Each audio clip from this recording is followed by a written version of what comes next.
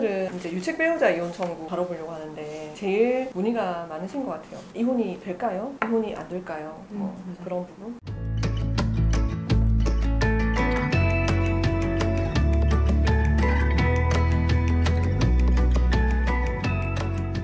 안녕하세요. 정경민 변호사입니다. 안녕하세요. 백신희 사무장입니다. 보통 이제 이혼이 될까요? 안 될까요? 묻는 분들은 내가 뭔가 잘못한 상황이라서 내가 먼저 이혼 청구해도 되나? 하는 생각에서 이제 문의 주시는 경우가 많으시죠. 네. 대표적으로 어떤? 대표적으로 불륜? 바람이 제일 많은 것 같아요. 자기가 잘못한 사람들이 이혼을 요구하는 게 맞나요? 아니면 잘못을 당한 사람이 이혼 요구하는 경우가 더 많나요? 내가 이제 당한 경우에 이혼을 하는 경우가 많죠. 근데 이제 이게 왜 문제가 되냐면 내가 바람을 피웠어요. 근데 만약에 이혼해주기로만 하면 협의혼하면 되잖아요. 내 배우자가 이혼을 안 해주는 거예요. 그럼 결국은 소송으로 갈 수밖에 없잖아요. 소송으로 갔을 때 우리나라는 유책 배우자의 이혼 청구는 기각된다. 잘못한 사람이 잘못 없는 사람한테 이혼해달라고 요구를 하면은 그걸 안 받아들여줘요. 쪽쪽 들어오시죠?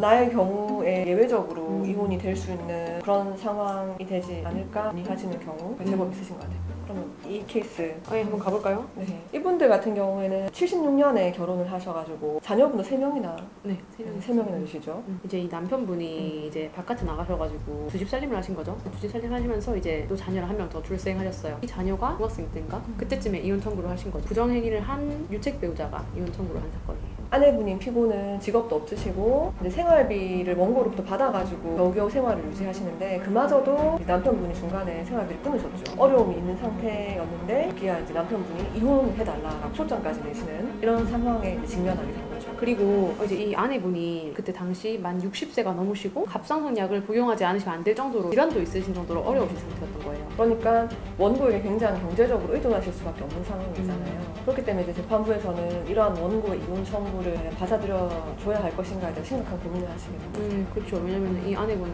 이혼을 당하고 나면은 진짜 살 길이 막막해지시는 거잖아요. 이혼 안 해도 살림 안 챙겨주는데 네. 이혼해도 안 챙겨주는 거 똑같지 않아요? 그거는 맞는데요. 이제 법적인 구속력이 완전히 없어져 버리는 거잖아요. 양육비나 부양료 같은 거를 지급 청구를 할 수도 있는데 그렇게 할 수 있는 근거가 사라진 거죠. 부부 사이를 유지하고 있으면 말씀처럼 부양료 청구라든가 미성년자가 있을 때는 양육비 청구라든가 이런 걸 할 수가 있는데 부부관계가 완전히 종결되고 나면은 더 이상 미성년 자녀에 대한 양육비 지급 책임은 있겠지만 배우자에 대한 부양료 책임은 없어지죠 이제. 그리고 상속도 못 받게 되고. 그렇죠. 그러니까 법적으로 더 이상 아내분을 보호할 수 있는 방법이 없게 되는 거예요. 그래서 판례는 원칙적으로 유책 배우자 이혼 청구는 불허한다. 다만 예외적으로 옥이나 보복적 감정으로 그러니까 실제로 혼인관계 파탄됐고 사실상 이 상대방도 같이 살 생각이 없어. 근데 이제 그 소송에서만 안 해주겠다고 이렇게 고집 피우고 있는 상황이라고 하면 될까요? 그렇죠. 약간 복수심에서 내 복수 때문에 너 안 해주겠다. 그러니까 하면은 그건 이혼이 돼. 예외적으로 했었다. 그 말이에요. 이 사건에서는 안 해줬어요. 그거 안 궁금하세요? 왜 유책 배우자의 이혼 청구는 안 받아들여 주는지. 허위기 놈이 속내면 안 돼. 너무 당연한 그런.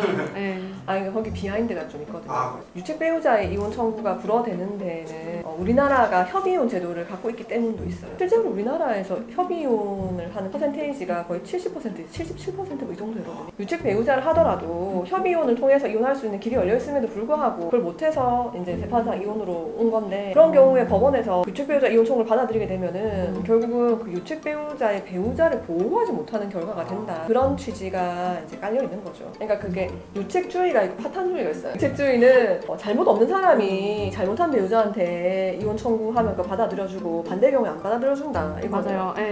근데 파탄주의는 누구의 잘못을 떠나서 그냥 사실상 이 결혼 관계가 형이화 되어가지고 쇼윈도 부부처럼 살고 있다고 한다면 그러한 결혼 관계까지 굳이 보호할 필요가 있느냐. 파탄됐다고 하면 그냥 이혼해라 이런 거거든요.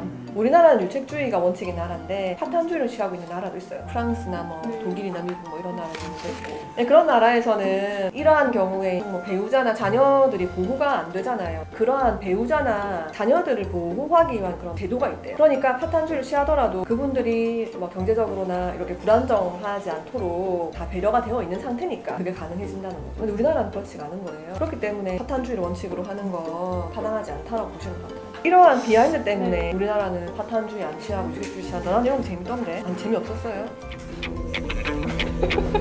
재미있었습니다. 독일 프랑스에서는 이혼하되 그 배우자와 자녀들을 위해서 부양할 책임을 규정하고 있는 거예요. 이혼은 했지만 처와 자식들에게 계속해서 부양료를 지급해야 되는 책임이 법적으로 있으니까 부담 없이 이혼은 할 수 있는 거죠. 자유와 책임을 확실히 하는. 근데 우리나라도 보면은 간통 폐지 이후로 그거에 대해서 너무나 당연하게 생각하시고 죄의식이 거의 없으세요. 근데 사실은 그렇게 말하는 굉장히 무책임한 게 바람이라는 게 단순히 그 배우자에 대한 배신뿐만 아니라 자녀들에 대한 배신이기도 하거든요. 실제로 그 배우자와 자녀분들의 모습을 보면은 정신과 상담 받고 계시고 심리 상담 받고 계시고 그렇거든요. 자기의 어떤 감정에 충실해서 자신의 쾌락을 위해서 온 가족들을 희생시키는 그런 일이거든요.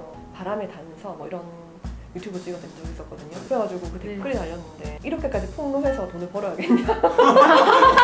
그러니까 출인 그게 좀 부합했나 봐요. 그 바람에 대한 게 그러니까 피해자들도 이제 시청하시지만 바람 피우고 있는 분들도 보는 것 같아요. 그거에 대해서 이제 바람 피우는 것에 대해서 소송적으로 해결할 수 있는 방법들에 대해서 제가 콘텐츠를 만들고 있잖아요. 바람 피우고 있는 경우에는 그 저격하는 댓글을 많이 남기죠. 근데 그렇게 남겨주시면 내가 제대로 잘 파악하고 있는 거구나. 뿌듯함을 느끼시고. 네, 그리고 이제 유책주의를 취하는 이유 중 하나가 중혼적 사실혼이라고 들어보셨어요? 중혼적 사실혼이라고 하는 거 이 법률론이 정리도 안 됐는데 다른 이성과 그렇게 살고 있는 거예요. 그러니까 혼인이 중복되죠. 그래서 중혼적 사실혼 이렇게 말하거든요. 근데 만약에 파탄주의를 취하게 되면은 사실상 중혼적 사실혼을 용인하는 결과가 되잖아요. 이해 안 되시는 것 같은데. 아랍 국가에서는 일부 다처잖아요. 그래서 막 여러 번 결혼을 할 수 있잖아요. 근데 우리나라는 그게 안 되잖아요. 그런데 법적으로 금지하고 있는 중혼을 그냥 장려하고 그냥 방치하는 그런 결과가 될 수 있다는 거예요. 그러니까 파탄만 되면은 그냥 다 이혼이니까 첩을 막 여러 명 거느려도 상관없게 되는 그런 결론이 된다는 거죠.